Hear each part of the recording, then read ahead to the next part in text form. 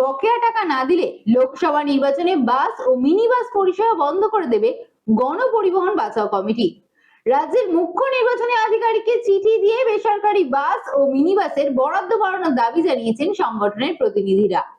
বাস ভাড়া 10% বাড়ানো হলেও তাতে সন্তুষ্ট নয় গণপরিবহন বাঁচাও কমিটি। পঞ্চায়েত ভোটের বকেয়া টাকা না পেলে লোকসভা নির্বাচনে রাজ্যে ভোটের কাজে বেসরকারি বাস ও মিনি বাস পরিষেবা দেওয়া বন্ধ করে দেবে গণপরিবহন বাঁচাও কমিটি। রাজ্যের মুখ্য নির্বাচনী আধিকারিককে চিঠি দিয়ে ভোটের কাজে ব্যবহৃত বেসরকারি বাস ও মিনি বাসের বরাদ্দ বাড়ানোর দাবি এই সংগঠনের প্রতিনিধিদের। ইতিমধ্যেই বাস ভাড়া 10% বাড়ানো হয়েছে, কিন্তু তাতে সন্তুষ্ট নন গণপরিবহন বাঁচাও কমিটির প্রতিনিধিরা।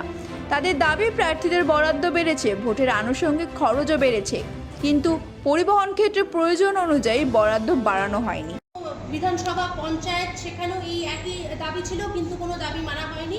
এইবারে 10% মাত্র বাড়ানো হয়েছে। ধরুন যদি আর বাড়ানো না হয় তাহলে সেই ক্ষেত্রে কি আপনারা বাস দেবেন না বলে কিছু? আমরা বাস দেবো কি দেবো না সেটা সিদ্ধান্ত পরে হবে। যে শ্রমিকরা গাড়ি, আমি আগে বলেছি, যে শ্রমিকরা গাড়ি চালাবে তারা যদি 24 ঘন্টা ডিউটি করে এই টাকা কমিশন না নিয়ে যদি ডিউটি করতে পারে করবে। তারা ইতিমধ্যেই তারা আওয়াজ তুলেছে যে আমাদের পক্ষে 24 ঘন্টা ডিউটি করে এই টাকা কমিশনে চলবে না। এর থেকে অনেক বেশি আমরা যখন রুটে বাস চালাই অনেক বেশি পাই এবং নিরাপত্তা অনেক বেশি থাকে আমাকে। আমি সকাল 6টায় আসি, রাত 10টায় বাড়ি যাই, আর এখানে সকাল 6টা থেকে তার পরের দিন 6টা পর্যন্ত আমাকে জঙ্গলের মাঠে ময়দানে আমাকে ডিউটি করতে হবে। সুতরাং এর ড্রাইভার কে নেবে?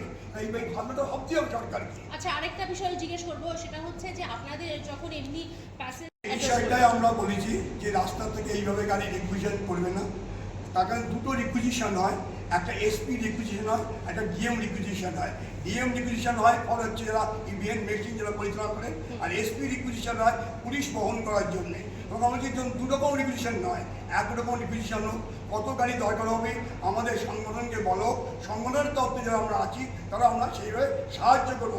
কারণ রাস্তায় প্যাসেঞ্জার যাচ্ছে, পুলিশ গাড়ি করে গাড়ি দাঁড় করিয়ে রিকুইজিশন তো সমস্যা তৈরি হবে। এটা আমরা বলেছি না, কারণ এটা খুব আনএথিক্যালি বিষয় হচ্ছে। এটা যদি পুলিশ করে দুর্ভাগ্য হবে আমাদের কাছে। আচ্ছা, আপনি বলেন পরিবহন মন্ত্রীর সঙ্গে কথা হয়েছে এবং সিওর সঙ্গে আপনার কথা হয়েছে, সেক্ষেত্রে তারা কি বলছেন, তারা কতটা আশ্বাস দিল এই বিষয়ে? আজকে তো আমরা নতুন আজকে কি জমা হচ্ছে। এর আগে অলরেডি নোটিফিকেশান হয়ে গেছে, সেখানে 10% বাড়িয়েছে। যেটা 2300 টাকা ছিল বাসে, এটা 2590 হয়েছে। মিনি বাসে যেখানে 1900 টাকা ছিল, এটা 2300 টাকা হয়েছে। 2090 টাকা হয়েছে। 10% মতো বেড়েছে এখানটায়। এবং এই ভাড়াটাকে আমরা নীতিগতভাবে মানতে পারছি না। সুতরাং পাশাপাশি আমাদের যে শ্রমিকরা ডিউটি করে তারা যে মাইনে পাচ্ছে, তাদের যে খোরাকি আছে, এটাও অনেক বেশি আমার পাওয়ার দরকার আছে।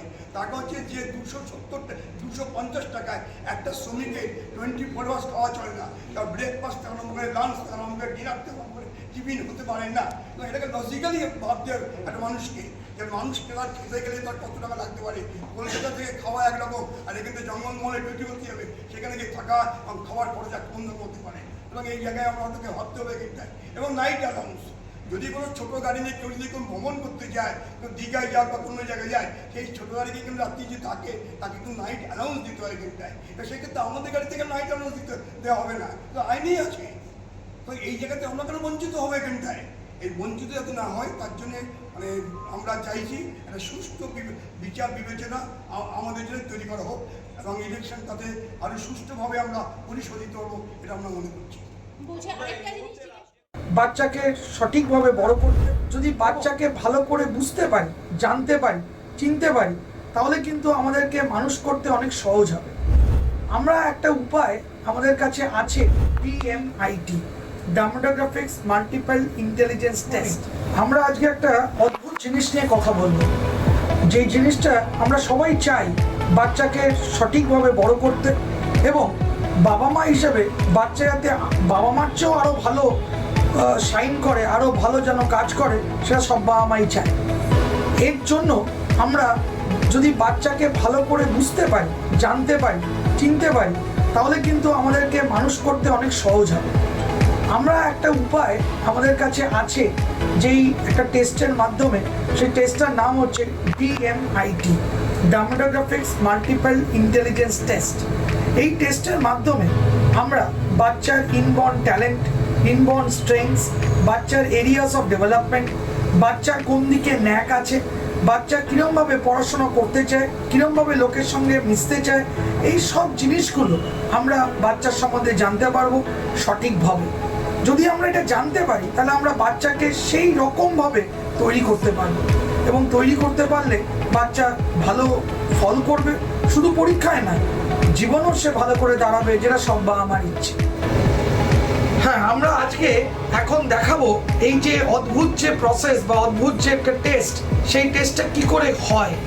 যে টেস্টটার নাম DMIT, dermatoglyphics multiple intelligence test. Saugata, এবার তুমি শুরু করো। আমরা একটা ফিঙ্গারপ্রিন্ট মেশিন নিয়ে এই কাজটা করা হয়, এবং এই ফিঙ্গারপ্রিন্ট মেশিনে কিন্তু শুধু DMITর জন্যই কাজগুলো করা যায়।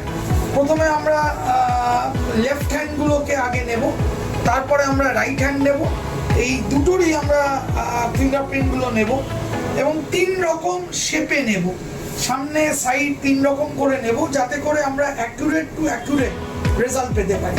অনেকেই একবার নিয়ে রেজাল্ট বের করে, কিন্তু সবচেয়ে বেশি অ্যাকুরেট চাইতে হলে একটা ফিঙ্গারকে 3 রকম অ্যাঙ্গেলে নিয়ে আমরা এই কাজটা করি।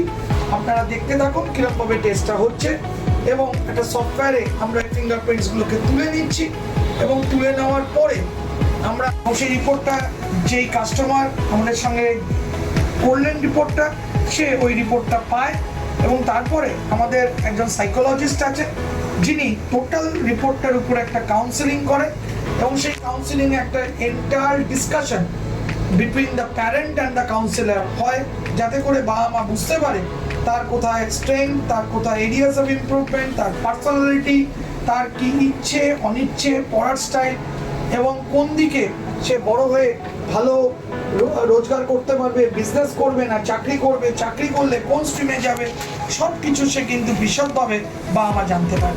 এর সম্বন্ধে বিশদ জানতে যোগাযোগ করুন eMerit Solutions, এবং আমাদের ফোন নাম্বার এবং ইমেল আইডি, হোয়াটসঅ্যাপ নাম্বার সব স্ক্রিনে ডেমনস্ট্রেট হচ্ছে বা ডিসপ্লে হচ্ছে। Thank you.